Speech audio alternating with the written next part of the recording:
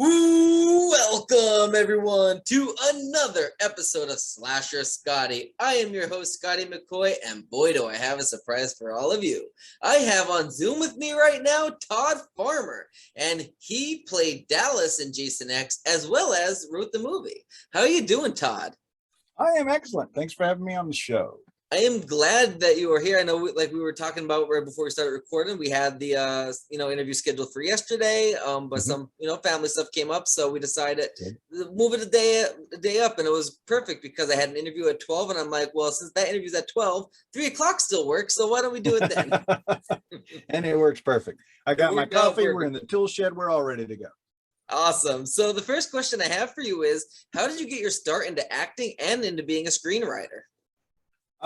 Acting was a fluke. I never even thought of acting. When I was in college, a buddy of mine said, hey, they're doing a play and you want to go rehearse. And so I went and rehearsed, and I think I was a freshman. And then I ended up doing theater all through college, and I loved it. Musical theater, whatever. I didn't care. It was great. I had a blast. And then when we were doing Jason X, I can't remember if it was Jim Isaac or Sean, but one of them said, do you want to be in it? And I was like, it hadn't even occurred to me. And I was like, well, okay. And they were like, well, who do you want to play? Like, it wasn't like I auditioned or anything. It was just, well, who do you want to play? And I was like, well, I'll play one of the grunts. Oh, I'll do Dallas because that's the biggest role.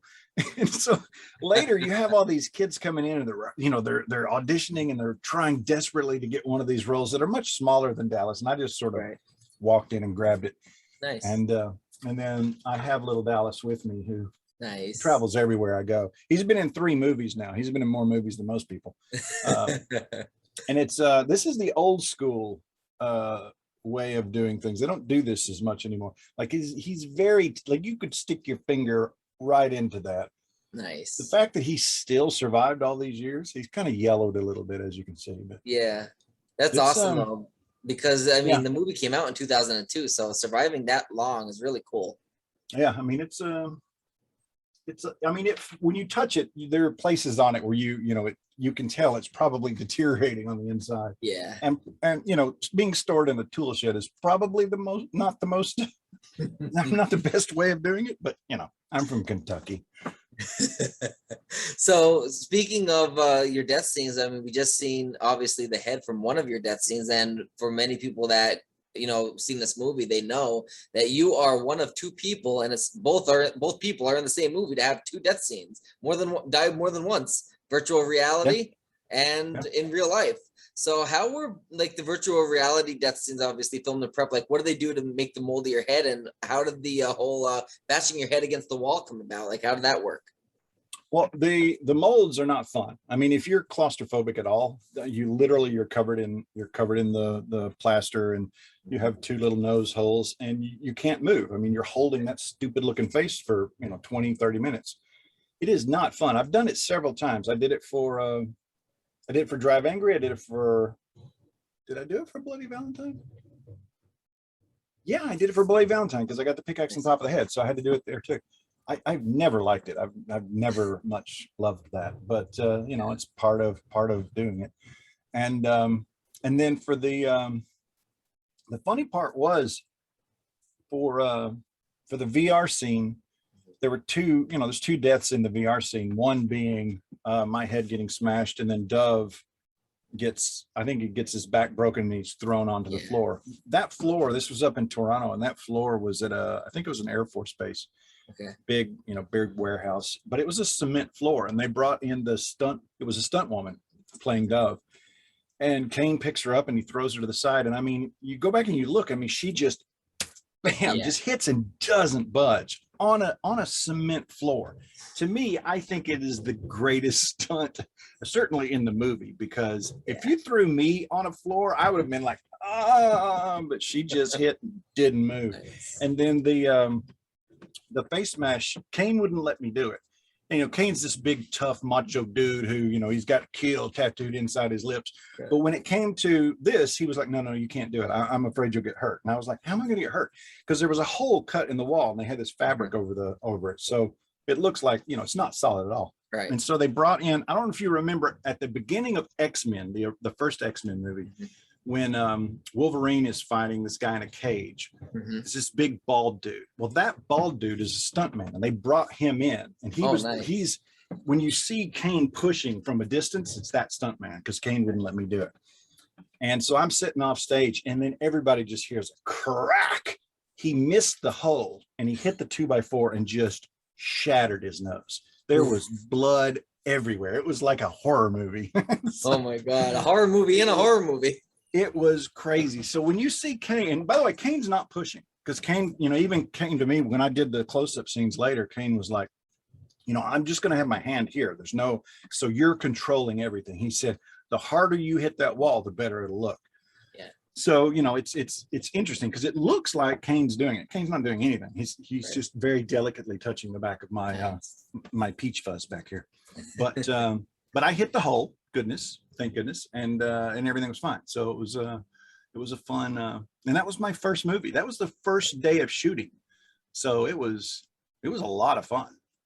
Right. So did you, like, obviously you were the screenwriter of Jason X, so was this your idea for a movie, or how did it come how did the Jason X I guess plot come about, and what was your thought process when you were writing the script? We had Freddy versus Jason had been in development when I started, and I started for Sean in 90, I think it was 96. 96 might have been 97. I think it was 96 though. And Freddy versus Jason was already in development. I think a fellow named Cy and Ethan, Cy Voris and Ethan, or Ethan Voris, I don't know, anyway, Cy and Ethan wrote it, and I had written that version of it. And it had been in, I think after about 3 years of working with Sean, he got frustrated, 2 years.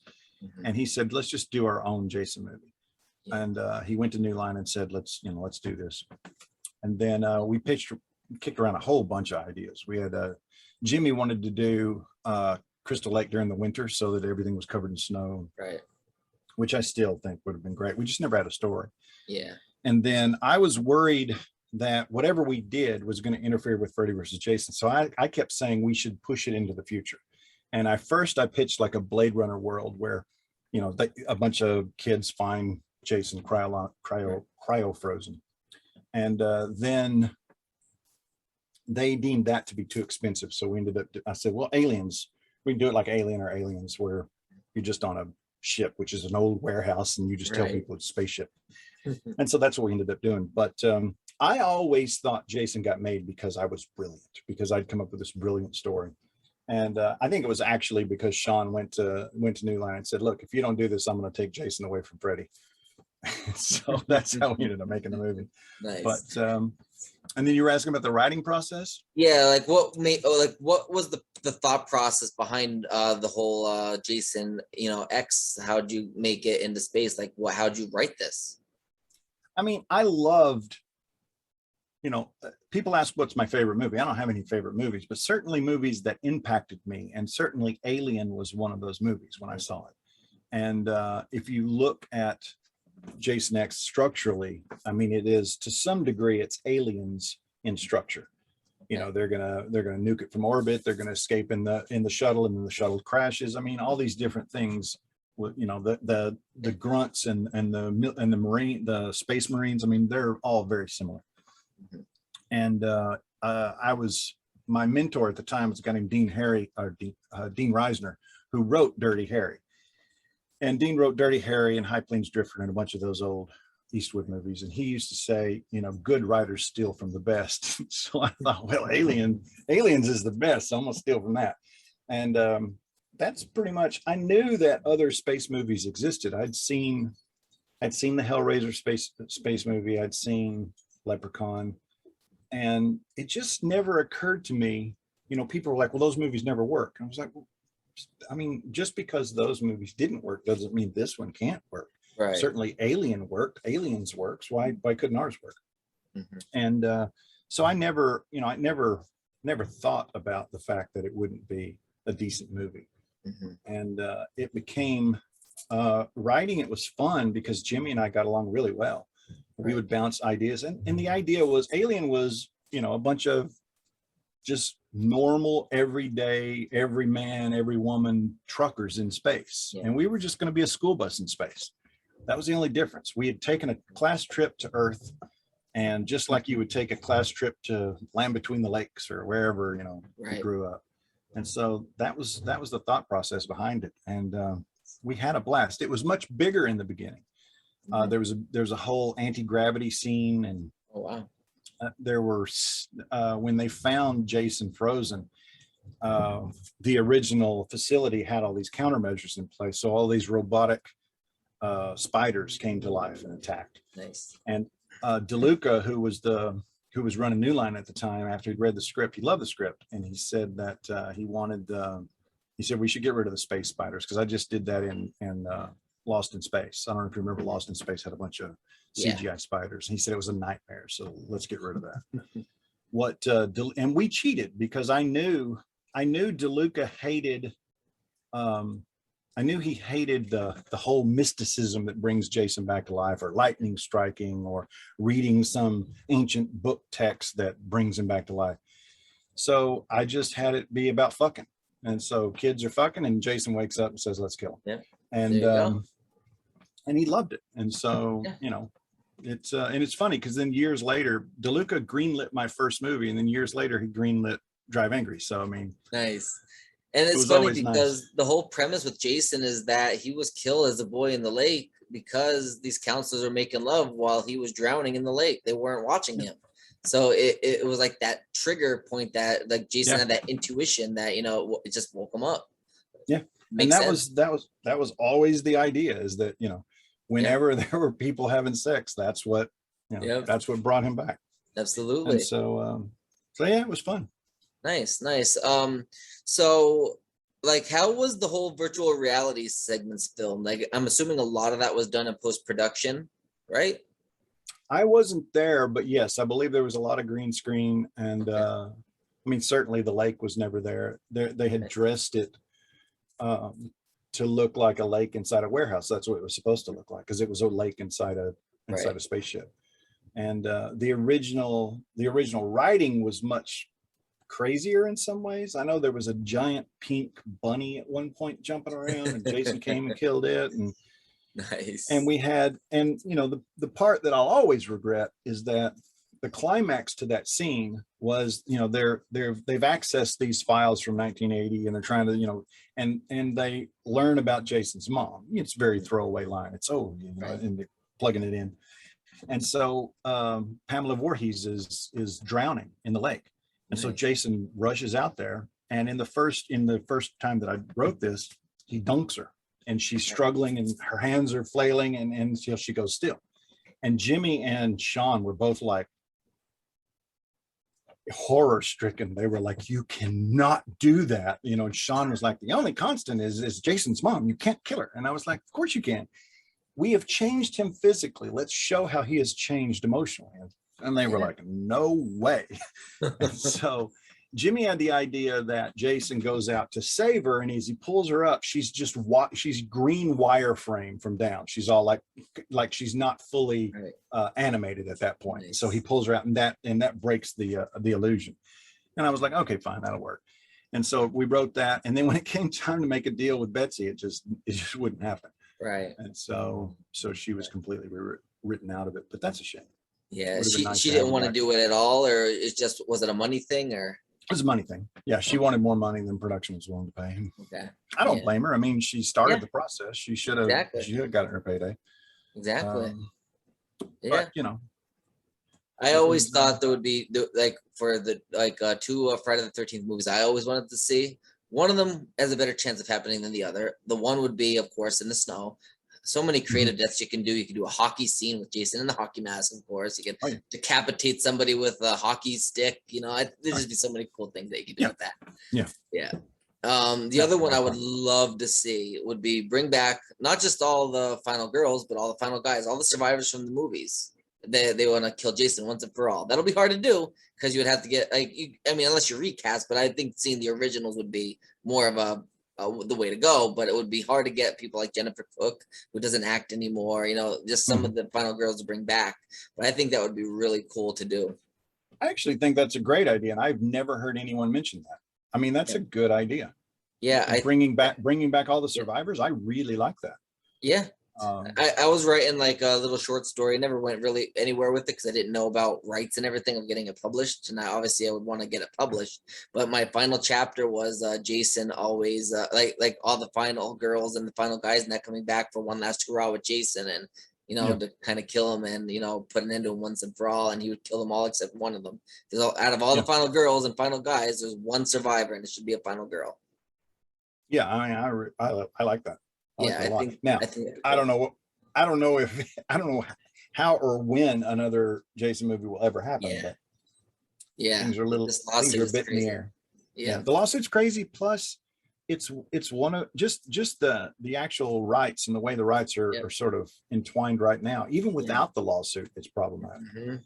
There are a lot of entities that get paid good money before you even start rolling the camera. So there's not a lot of money left over to make a movie when everybody else gets their money. So that's a shame. Yeah, it really is. Cause I mean, the last Friday the 13th movie we had was 2009, the reboot.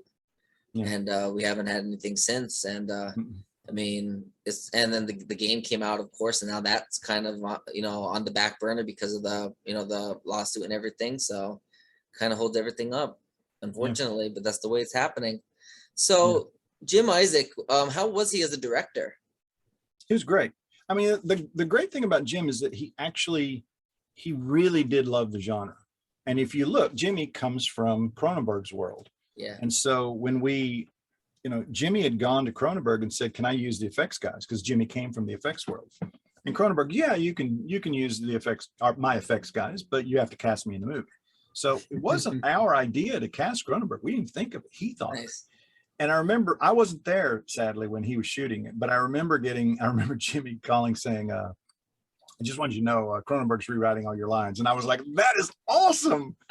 So that whole line about, I don't want him frozen, I want him soft. I mean, that's a Cronenberg line. That's not me. I'm not that smart. So it was, people are like, weren't you mad? No. Why would I be mad if David Cronenberg is rewriting you? Right. That's like a badge of honor. Yeah, I need a shirt that says David Cronenberg rewrote me.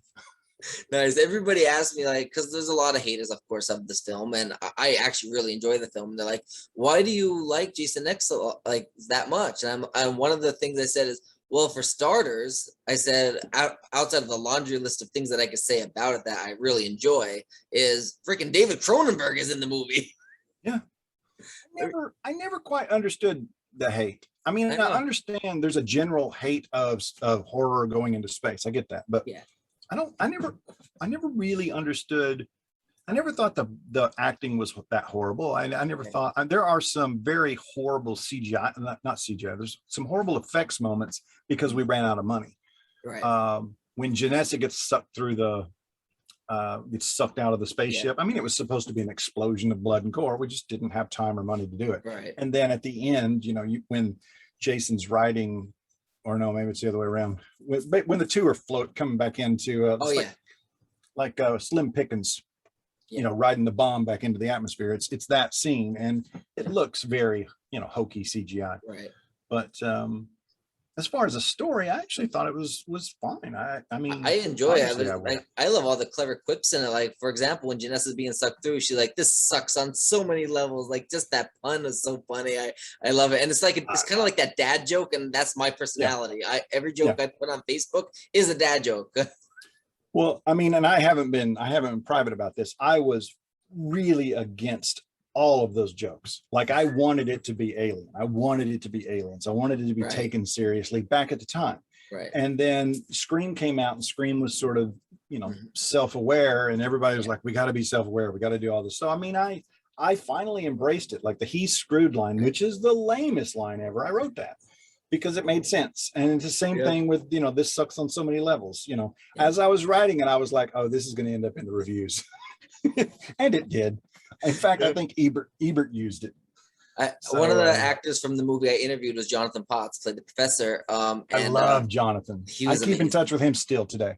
Yep, he's a really nice guy, and I interviewed him. It was over Zoom, but it was a Zoom audio instead. He didn't want to be on video or whatever, which is fine. I was okay with that. And he mentioned about the way he originally, I guess, the way it was supposed to be more naive, not comedic, and the way he did it, where he's like, "It's okay. He only wanted his machete back." Like he raised the pitch up, and they loved it because it was more comedic than naive. Yeah. I mean, it was more of both, but the way he did it was so funny because it's like this guy is like he's giving him the murder weapon, and now he's gonna get murdered. Yeah, there's a moment where Lexa's character, what's her name, Rowan, is telling Jonathan about Jason. Yeah, and she's saying, he killed all these people, and Jonathan's like, oh, really? That was originally the first time he had heard that Jason was, when it was shot. This was the first time. So the way he's acting is, I'm learning all of this for the first time. Well, when Jimmy and David Hammond got into the editing room, they swapped it. So he's already had the conversation with the paraplegic guy who says Jason Voorhees is worth all this money. And so when she is then telling him about this, it takes on a whole new meaning because you realize he already knows. Well, when we shot it, he didn't. But it's beautiful. And that's the first, because this was my first movie. And so it's the first time I realized, holy crap, editing can change everything. The beautifulness of editing. Yeah, that's I'm an indie filmmaker, and I absolutely love the editing process because of the movie magic it brings. Like you can make, you're like, well, this is supposed to go here. This is where it was in the script, but let me try it over here for a second just to see. And then it's like, wow, it totally changed the entire meaning of the scene. Yeah. And so for me, it has been an absolute pleasure and honor to have partnered up with Patrick Lussier, because Patrick, I mean, if anybody wants to criticize Patrick, he edited Scream. Yeah. I mean, the man's a genius. And so I've watched him over the years take different movies. And like, I used to think when we were writing together that we would write real tight, because he'd be editing in his head and he would know what we needed and what we didn't need. And so we would, we'd be able to, but he wants just the opposite. He wants it all written down. He wants to shoot it all so that when he gets in editing, he has all the choices. Yeah. And I was like, that makes sense. So, but I absolutely adore the editing process now. I suck at it, but I like it. I like to watch it. Absolutely. And this movie is known for very clever death scenes, especially the best death scene, not of the movie, but of the franchise, which is Christy Angus Adrian getting the liquid nitrogen death. I interviewed her, and she went in full detail about that death scene and how it was made, and my jaw dropped with amazement. Yeah. Now, did you write that scene? I did. No, it's not my idea. Noel Cunningham called me, most likely in a drunken stupor, and said, I had the greatest idea. And we were in Toronto at the time. So that scene wasn't originally in, I'm pretty, I mean, I may have that wrong because it's been 1,000 years ago, and I have killed so many brain cells since then.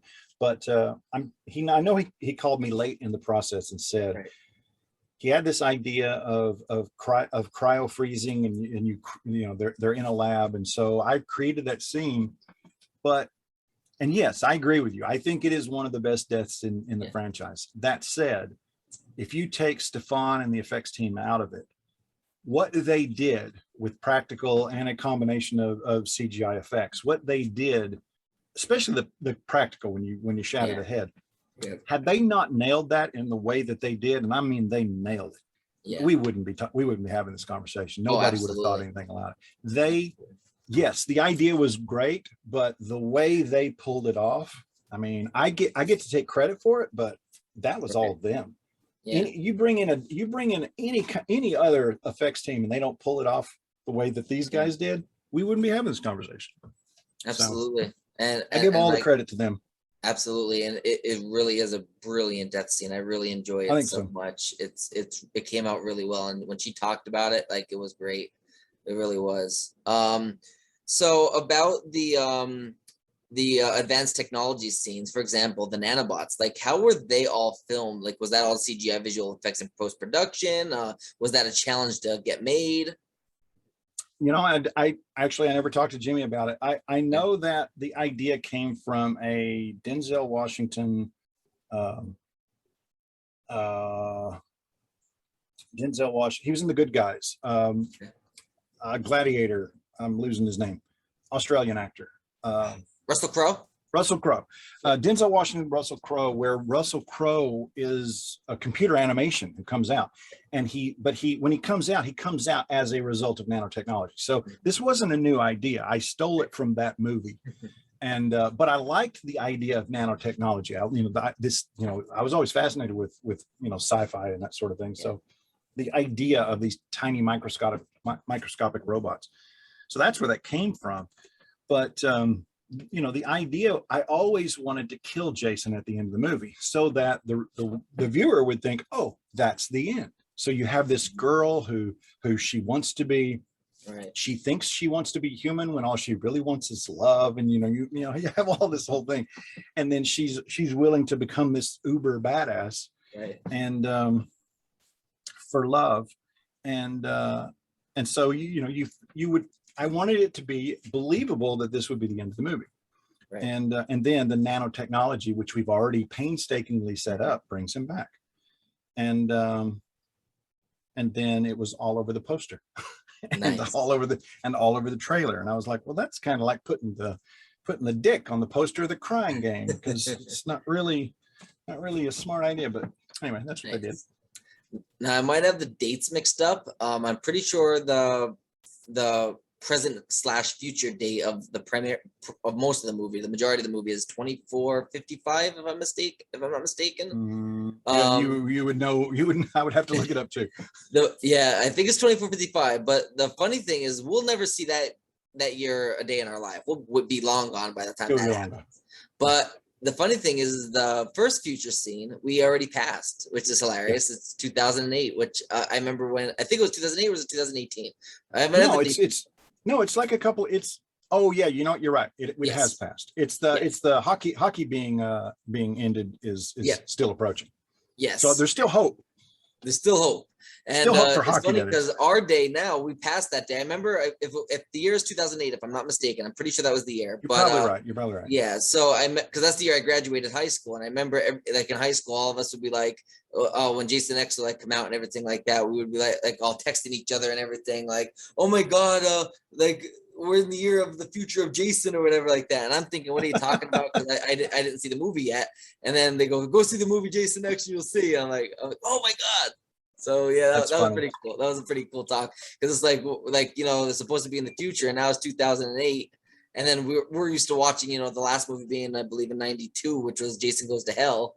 So yeah. Everybody's used to those old films, and now we're in 2008, and it's like, this is so awesome. We're at that time, and then it passed, and now we're like, but too bad we won't see 2455. I wonder if we'll really have nanobot technology then. Well, I mean, look, we can still hold out that there's time travel, so a few of us can go up there and see it. Yes, exactly. We had a little more time. A little bit. So what was the biggest challenge in writing this film script? I mean, I didn't know any of it was a challenge, just because this was my first. So there were a lot of rewrites. Some of those rewrites would be little, like one in particular. I had written a character called DeLongpre, which was named after a street where I lived near. Yeah. And DeLongpre was Rowan's love interest, technically. And when we started rehearsals and brought the actors in, it just seemed apparent that he didn't really have a role. And that wasn't his fault. It was mine. I just hadn't written this romantic relationship very well. Right. And so the powers that be decided to get rid of the character. Okay. I felt horrible for the actor, because he was already there and going through costumes and everything.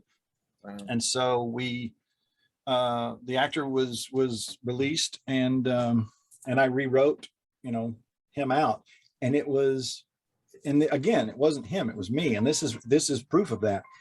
He was so easy to write out. I just gave everybody else his lines, because he was literally a non-character. All right, so obviously none of the Friday the 13th ever had two final girls. There was always one final girl. Sometimes there was a final guy with them, but there was never two final girls. This movie, we have Rowan, and we have the android KM13, right? Or is it KM14? KM13. 13 or no, 14. It is 14. That's right. KM14. Yeah, 13 would have been 2 on the nose. Yes, exactly. That's what I was thinking. Friday the 13th, 13. Yeah, KM14. So do you think that they both are final girls, or do you consider one more of a final girl than the other since the other one is an android? No, I absolutely believe them both to be final girls. There's no doubt in my mind. Yep. The whole journey for KM was about this discovery that, you know, she thought she needed to be this one thing when all she really wanted to be was just a badass. Yeah. And she was a badass. Yeah. I remember her on set being worried because Matrix had just come out. And, you know, in Matrix, you know, they're spinning around and there's all this martial arts. And she's like, I just don't want to look silly, you know. And it's not like we had, you know, we had the money to bring in anyone to train her or to do any of that stuff. So she had to figure all that stuff out herself, and she did great.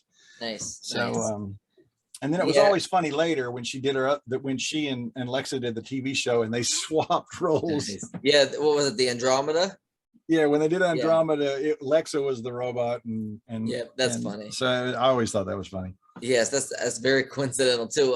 It's funny because I did on my YouTube channel, I did all the final girls ranked from worst to best, and most people when they do those final girl rankings, they usually just say Rowan, they don't say KM, and I have both of them included separately in the listing because they are, you know, I consider them both final girls. Even though she's a robot, she's still a female robot, and she survived the movie. Even though she was decapitated, she was not dead. She was talking. Yeah, her body could be rebuilt. They have the technology, and the person that built it, Sonoron, he's survived right there. Yeah, so it's easily able to be done. So what was the best part about filming Jason X, and what was the worst? The best was just the overall experience. I was naive. I knew nothing.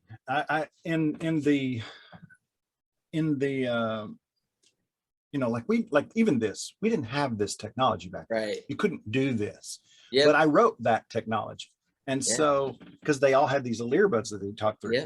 And I guess that's not true. I mean, we did have, but you had wire on it. But it was interesting when I showed up on set, and there's literally someone there building these that we would have to put, that the actors would put in their ears. And it's the first time I thought, you have to be careful what you write, because you don't think about it. Like, it was just, that was a throwaway thing. I never in a million years thought somebody would actually get paid to create these little ear things. And not only that, but each of the actors had to go in and we had to get a cast made of our ears so that this thing perfectly fit in our ears. And I mean, it just blew me away. And so, and I have the pictures that I took when I was on set. It's all of construction workers building it. I grew up in construction, and so I'm watching these guys build the spaceship on the stage, and I'm like, this is remarkable, just because we wrote this silly little thing. So, I mean, to me, that was always fascinating. And then, you know, meeting all the actors and hanging out with the actors and seeing things from their perspective, and hanging out with Kane, because Kane's freaking crazy. I mean, in the best possible way, but he is absolutely loony. Like, Kane would scream right, but, you know, he rah and growl and do all these things to get himself in character. But he did have this one brilliant moment. KM shoots him, he gets knocked down, and the cameras are on him as he's going to get back up, and he goes, no, you never see Jason get up. And Jimmy was like, what? He goes, you never see. It's an awkward action, so you never see Jason in a vulnerable position like that. And I was like, that's actually brilliant. So he gets knocked, you see him get knocked down, but you never see him stand up. It's just the next time you look, there he is walking down the hallway. I thought it was brilliant. That is absolutely brilliant. So Kane Hodder, speaking of him, like, what is it like working with him? Like, how was it? How was he? I mean, again, he is, you know, you think of him as, you know, this guy behind the mask, and I think Kane's a stuntman first and always will be. Like, again, he wouldn't let me do that. He wouldn't let me do that stunt. And then in the end, he didn't have a choice because the guy broke his nose and I had to come in and do the close-ups. But he's, you know, he's definitely a stuntman first, or he was back then. and he certainly loves, very passionate about Jason. I mean, I always felt bad that he didn't get Freddy versus Jason, because for years Kane was the one going to the conventions and going to the functions, and he kept the franchise alive by himself. He wasn't getting paid for it other than signing, signing autographs. Yeah. But he kept the franchise alive. He kept the fans happy, with Jason. And so I always thought Freddy versus Jason should have been his payday, and it's a shame that it wasn't. But very shameful, because I think he would have done amazing. He's obviously one of the best Jasons out there, and he took the role seriously. He made it his own, and he did an amazing job with it, like a phenomenal job with it. So the last question I got for you: do you have any other projects in the works that you would like to promote, or any social media accounts or websites that you would like to plug to the listening and viewing audience? Well, I'm Todd_Farmer on Instagram and Twitter. But mostly I just bitch about Trump. So, you don't have to follow me there. I did just close a deal on a horror movie, but I can't talk about it yet. Okay. But it'll be fun, and I can talk about it eventually. And then Lucy and I have we have a thing that we wrote. We wrote it a long time ago. It's just been sitting there, and it's now no longer just sitting there. So we're about to do something with it, but it's a sort of a supernatural thriller. Okay. And then I wrote this comic book ages ago, which is at Netflix thing called Failsafe. And so it's still alive. What else is going on? And then Ida, my wife, and I have we're starting a production company in Ireland. So we're going to do some things, some old Irish mythical folklore horror movies over there. That'd be really cool. Go shoot in the middle of nowhere, Ireland, and and see who we can scare. For those that want to know what that project is that you're not allowed to talk about, I'm sure it'll be posted on your IMDb at some point. So at some point, yeah, I'm sure. I mean, we live in a world now where used to you could just talk about this stuff. Now the studios, they want to be the ones to release the information in a controlled environment. And right. So, like even back in the good. I was gonna say, as long as the check clears, you guys do what you gotta do. Right. And as long as I mean, even back in the 80s with Friday the 13th, like they didn't want them to know there was a new Friday the 13th coming out. So they would do that David Bowie thing they would always do, where they had that working title, like part 3 was Crystal Japan, and part 5 was Repetition, and part 6 was Aladdin Sane. Like they would do all of that. I think 7 was Birthday Bash. They did that so they would throw the people off the scent. And I mean, now with social media, it's really hard to do that. I mean, that's why it's really on a need to know basis. If you're in the know, then you're somebody that should know about this project. Otherwise, it's not going to be really given out to many other people and that's why there's all those contracts, those NDAs that, you say that you're in trouble.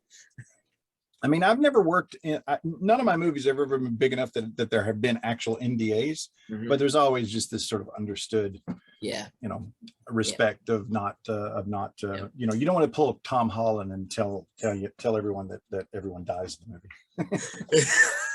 Bless his heart. Exactly. That is true though. I mean, obviously we like, even with Friday the 13th movies, like we know almost everybody's going to die in it, but like, we don't want to know who the final girl is. We want to kind of be, we kind of want to, that's the fun of it. We want to know. That's the fun part. Yeah. Yep. Same thing about Scream. Like, wouldn't it would suck if, you're watching this, you're going to see the Scream movie, and right before the movie starts, somebody posts on social media and see who the killer is. Yeah. I mean, it's just you just lost the point of the movie. You know who the killer is. And that's why I was always so upset that Uber Jason was on the poster. I'm like, dudes, he's supposed to be a surprise. Can you imagine going to see that movie for the first time and not knowing that was going to happen, and then coming out of the theater and calling your buddy and saying, you really ought to go check this out. That was weird, or that was great, or it was horrible, whatever the case may be. But I felt like the movie would have done better had you not given away the last. And the same thing happened with Drive Angry. Right. We never wrote, we never at any point said that Nick Cage was from hell. And then they put it on the poster. He broke out of hell. It's never, not at no point in the movie is that even mentioned, and yet they put it on the poster. Yep, and the thing is, like, Jason X was out in 2002. There wasn't social media back in 2002. Not like it is now. Like now, Not like it is now. nowadays, it's gonna, you can see anything and everything on social media from somebody that's seen the movie and is spoiled for you in a heartbeat. Of course, and it sucks. Yeah. Like I don't even watch if I know I'm going to see a movie. Like I haven't watched, and I still haven't seen the movie. Suicide Squad. I haven't seen a trailer because I'm going to watch the movie. So Right. if I know I'm going to see the movie, I don't even look at the trailers. I won't read reviews. I just stay away from everything. I kind of until I see the learned that movie. with Halloween Kills, because Halloween Kills, they gave away a lot of who died in yes. that. In that, I heard that after. I didn't see anything before I went to see the movie. But then after, I heard a lot of people talking about, everything was spoiled. Yeah, Halloween Kills, the one that's coming out in October. Oh, right. Yeah. I'm sorry. Yes. Sorry. Yes, I haven't seen anything about Halloween Kills. Yeah, not but I didn't. I didn't the previous either. So yeah, the 2018 one, the trailer was the same thing too. It's like, why give all that information away? Yeah, that's what I was talking about. I remember everybody complaining that all the spoilers were there, and I was like, why would you do that? Yep. And they did the same thing with Halloween Kills, and they're gonna do it if people are still gonna go see it. They know people are gonna go see it. So it doesn't bother them, but it's like, I want to be surprised. Like I thought maybe they learned the lesson from 2018. They didn't. Yeah.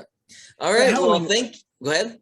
Oh, I was just going to say Halloween's always going to be one that stings because we worked on that and we did ours didn't make the cut. But, absolutely. Well, I thank you, Todd, for joining me. It has been a pleasure. Let's do it again. It's been an honor. Absolutely. I would love that. All right. You have a great rest of your day. All right. Thanks, sir. Yep. Bye.